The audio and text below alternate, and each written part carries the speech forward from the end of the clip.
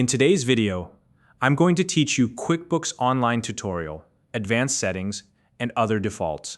QuickBooks Online is a powerful tool for managing your business finances, and customizing its settings can make a huge difference in aligning the software with your unique needs. Today, we're diving into the advanced settings and default options. By the end of this tutorial, you'll know how to configure your fiscal year, accounting methods, and other important features to suit your business perfectly. If you don't already have a QuickBooks Online account, you'll find a registration link in the description below to get started.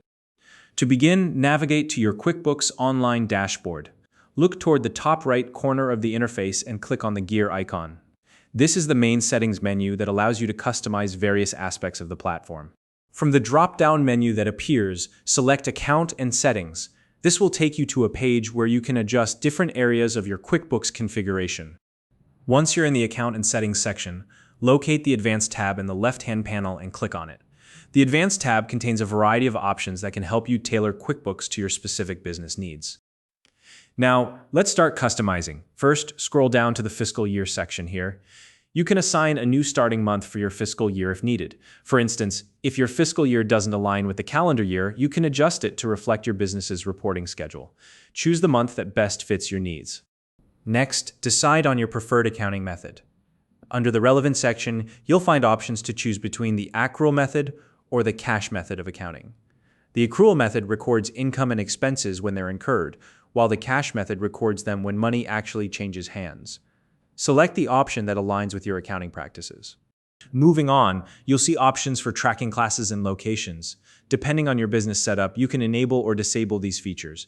Tracking classes or locations allows you to categorize income and expenses more specifically, which can be helpful for businesses with multiple departments or locations.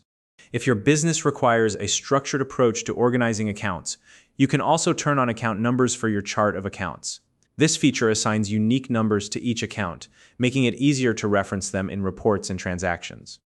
For businesses that deal in multiple currencies, QuickBooks Online has a multi-currency feature. If this applies to you, enable it to manage transactions in different currencies seamlessly. This is especially useful for businesses that work with international clients or suppliers.